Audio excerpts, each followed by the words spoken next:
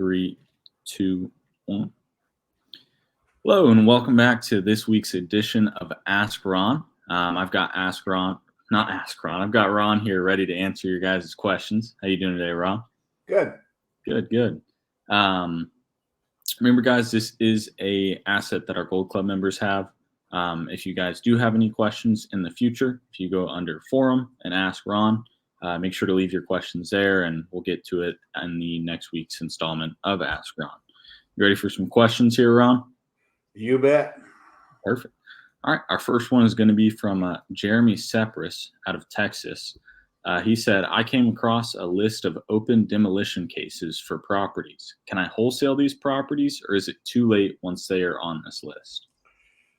Well, Jeremy, I don't know about Texas, but here in Florida, if I go down to the city and tell them I'd like to buy this property and get it rehabbed, they will halt the demolition. It is actually costly for them to demolish the property in two ways. One, they got to pay for the demolition, and that will put a lien on the property. And two, it takes it off the tax roll. So they should bend over backwards not to have it demolished. Now, this is assuming that there hasn't been a whole lot of complaints because it's a meth lab or something like that from the neighbors. If it's too bad, they're going to go ahead and demolish it.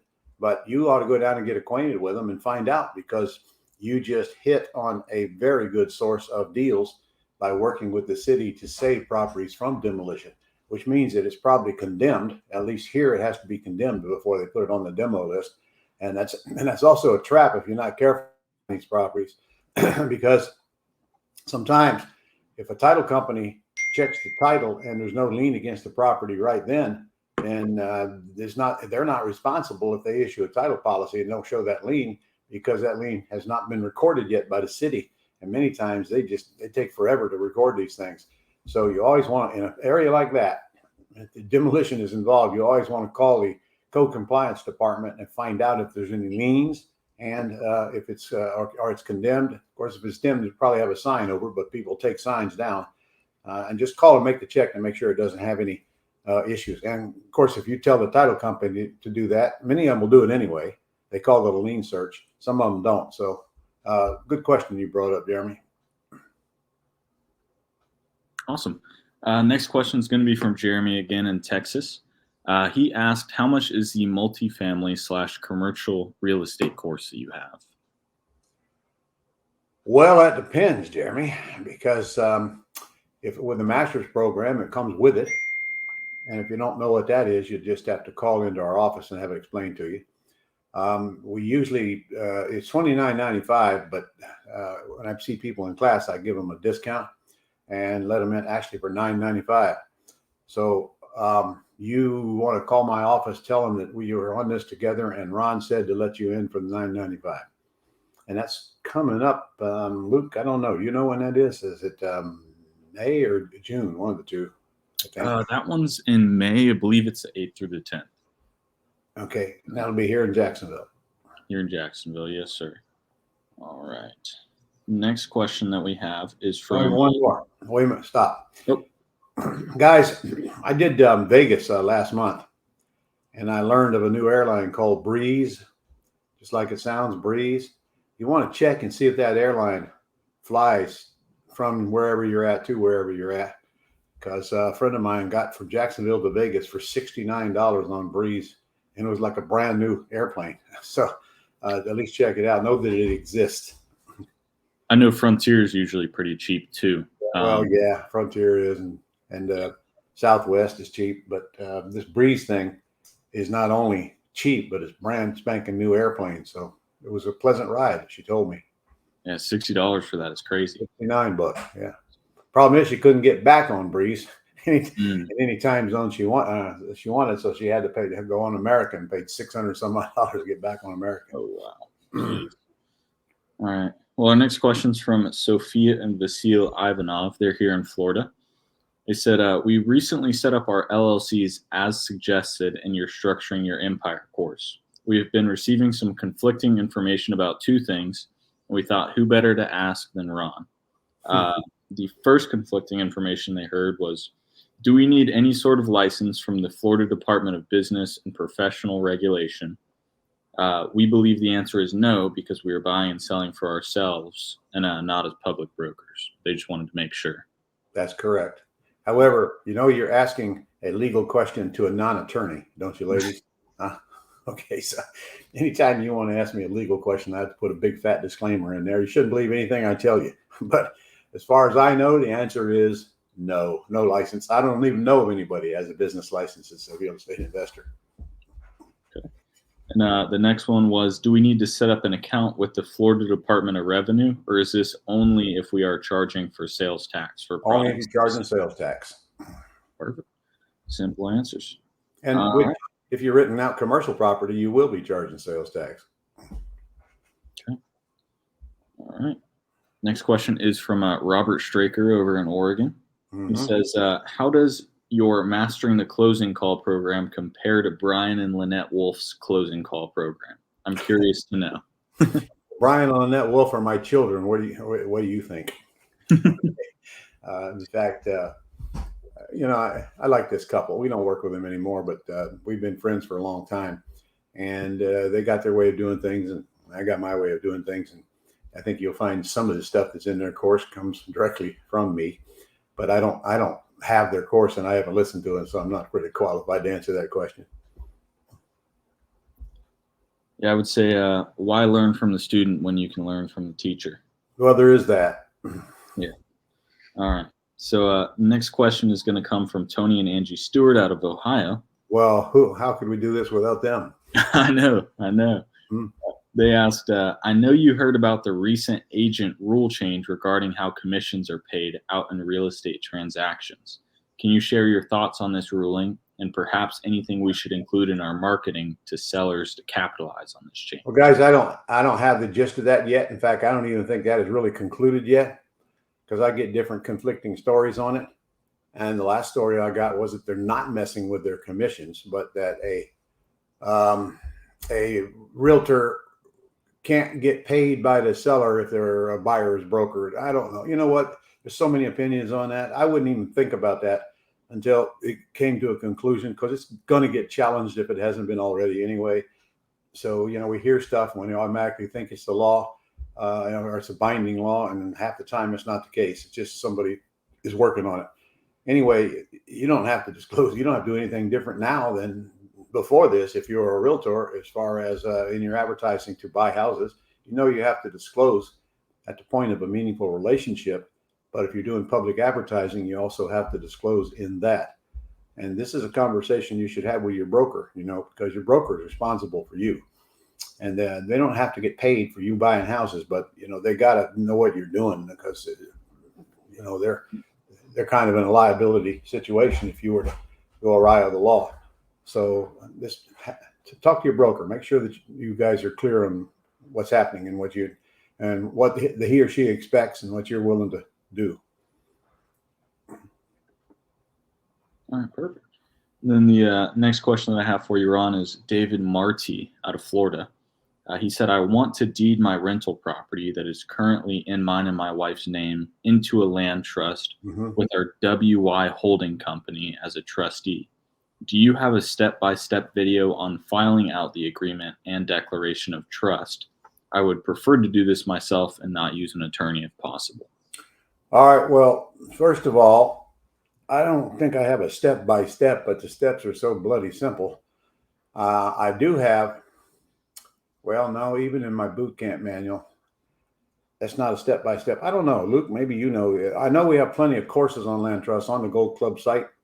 You go under resources, but really all you got to do is fill out the deed. That'll take you somewhere around 3 minutes at tops, and it's pretty self-explanatory. But you mentioned that you have an LLC. Understand now that the LLC can't be the beneficiary if it's the trustee. They can't be the same. I assume that if you own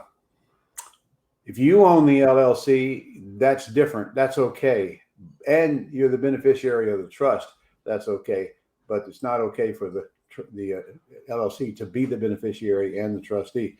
Really, all there is to it is filling out that deed. If you're looking at my manual, or even on the Gold Club side, can't be front and back now. It's got to be, you can't record stuff with information on the back. So you fill that out, and you'll have to have it notarized and witnessed.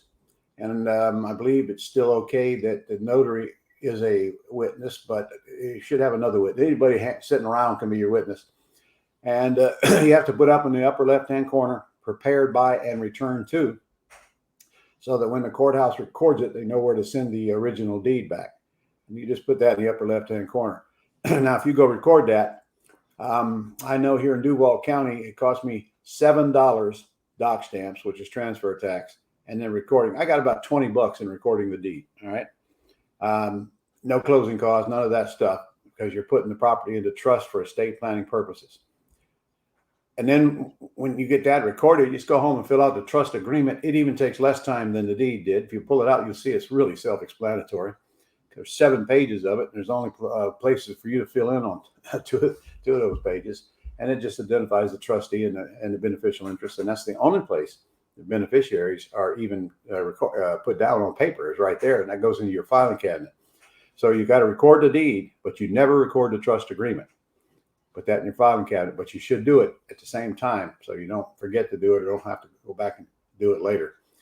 And I don't know what courses you've taken in mind, but if you have been to my Quick Start school, I'll be happy to take a look at it for you. But remember, I'm not your attorney. All right.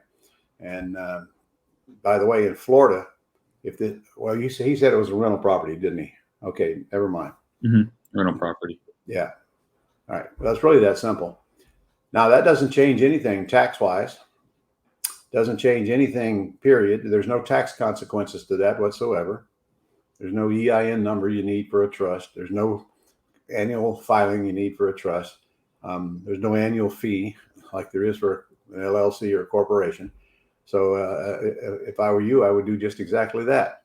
Now, to follow that up, if you're in Florida and you're married, and you were married when you bought the property and you've been continuously married since, please make sure that the beneficial interest of this land trust is you and your wife, tenants by the entirety. Put that on there, and I'll make you understand it later. But that's the safest thing you can do in Florida and many other states to protect your assets from predators who want to take what you got away from you. You and your wife, tenants by the entirety. Make sure those words are in on that. That goes in the trust agreement. Okay, not on the deed, in the trust agreement. If you're deeding your property to a trust, your name will show as the seller on the deed, and the trustee's name must be on the deed, or you're going to have a title issue. But that's when you're buying the property, your name doesn't even. When you're selling a property, the trustee's name goes on the deed, but the beneficial interest, the owner's name, when a property is deeded from A to B, A signs it and B is the owner.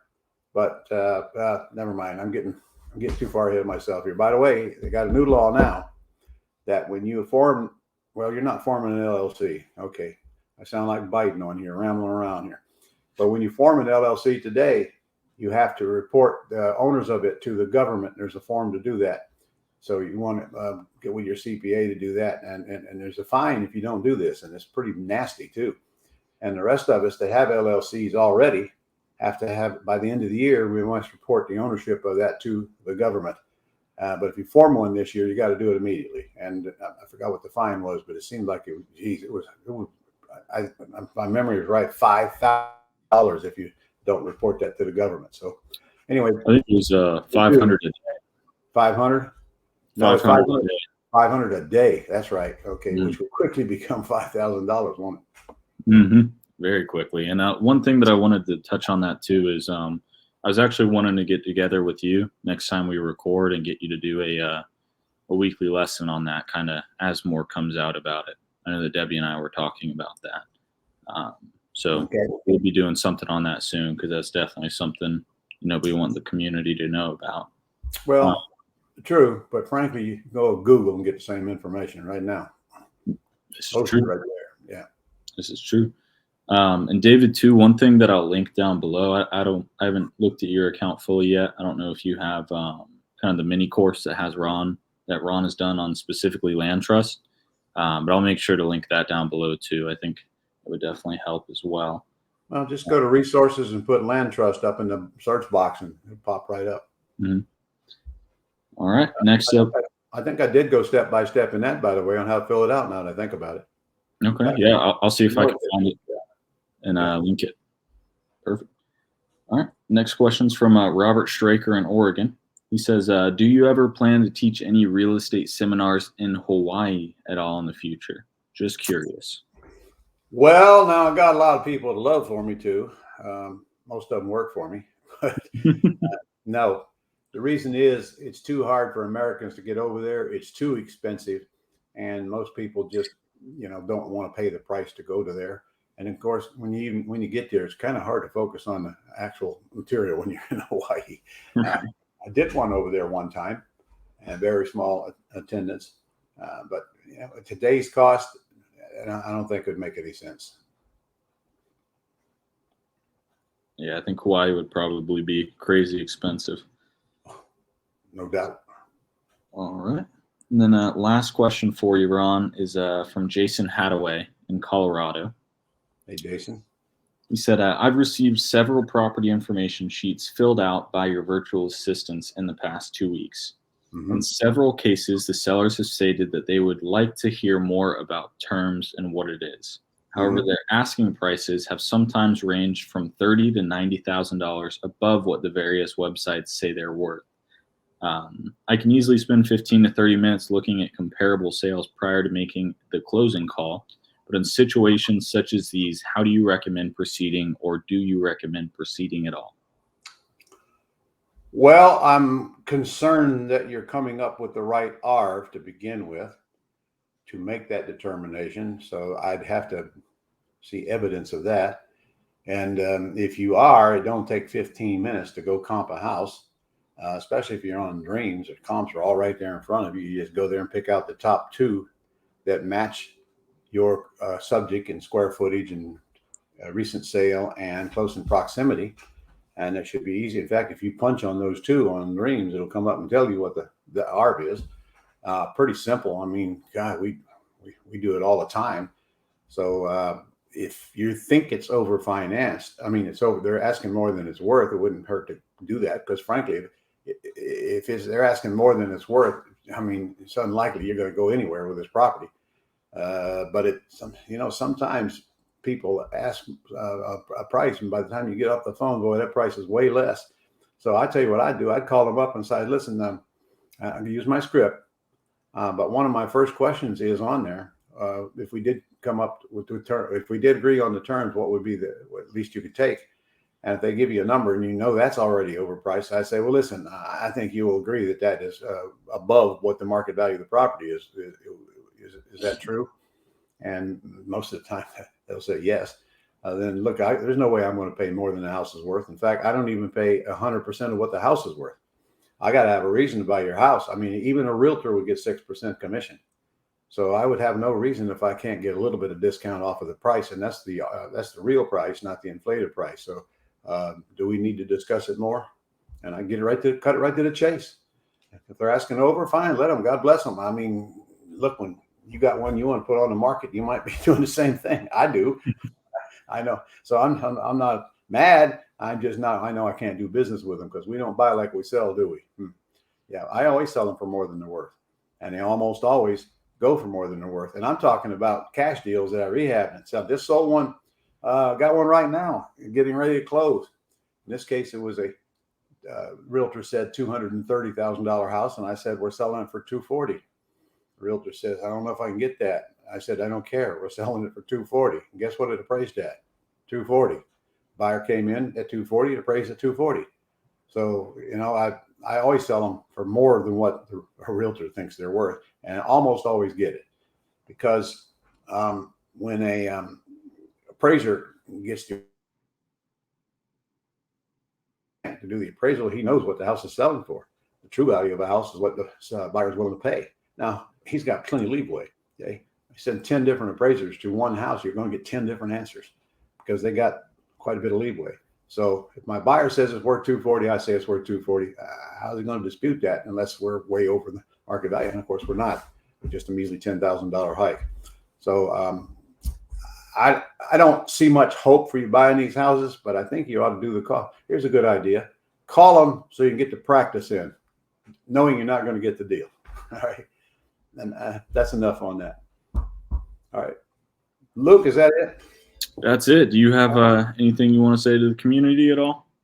Well, we got some free events coming up. You're going to have to help me with the dates. In fact, we got one coming up next week, don't we? Yes, sir. Finding quality leads. Very important event, and it's free. What date is it, and how do they get registered, Luke? I want to say that is April 4th through the 5th. And then we start at noon, guys. So you West Coasters, we don't even have to get you out of bed early for this. We only do it for you, starting at noon. Obviously, we'd start at 9 if we were not concerned about you. Yeah, I'm going to go through. I'm going to talk to some students and seeing what they're doing, and that are doing stuff. And then I'm going to talk to some lead providers as well. And a couple of them are brand new that none of you heard about yet. So it'll be a very interesting 2 day. It's 2 days. It's 12 to 5 and 12 to 5. But it'll take 2 days to do it. And then I'll show you some things that we're doing and that you can do. And that's assuming you have very little or no budget. And then assuming you have a budget that you could spend on somebody else generating the leads for you. Now in May, I'm going to be doing a Structuring Your Empire course, which seems to be very popular because people actually want to keep what they grow and what they earn, and not have their wealth taken away from them. And that's all about entity structuring, what corporations and why, asset protection, how to keep people from taking your stuff even when they know they have your stuff. Okay? You can't hide anything. Okay, forget about hiding it. And then some estate planning stuff in there, and tax reduction stuff in there. So and it's all free. So if you go register for one, you can register for the other one at the same time, and we'll alert you, make sure we remind you. Mm-hmm. All right. How do they register again? So I'll include the link on both this post on YouTube and the Gold Club. So it'll be down below. It's our spring event series. Like Ron said, you can register for both pretty much at the same time, at the same link. And just kind of leading off of what you said, Ron, the event in May is going to be the 2nd and the 3rd of the 2 days. May 2nd and 3rd? Yes, sir. And then I'm going to do a quick start school in Cleveland next month in April. If you want to go to a live event, because that'll be the last live event I do for 2 or 3 months. So yeah, trust me when I tell you, get into the room. All right. I don't care if it costs a little money for flying or driving. I don't care what a hotel costs. The one we're going to be doing in is cheap. You owe it to yourself to get in this event because it's a life changer for you. And this is where an awful lot of multi-million-dollar careers begin, is right here in this event. And we got special financing we've never had before, guys. We can finance. We got 4 different ways to finance you now. So get a hold of us and check if you are even thinking about this. And you can bring a guest for free. So maybe this is a beginning. Maybe this is your turning point, like mine was in 1982 when I went to my first seminar. Dead broke, clueless. All right. I'll see you all next week. Awesome. Appreciate it, Ron. Thank you.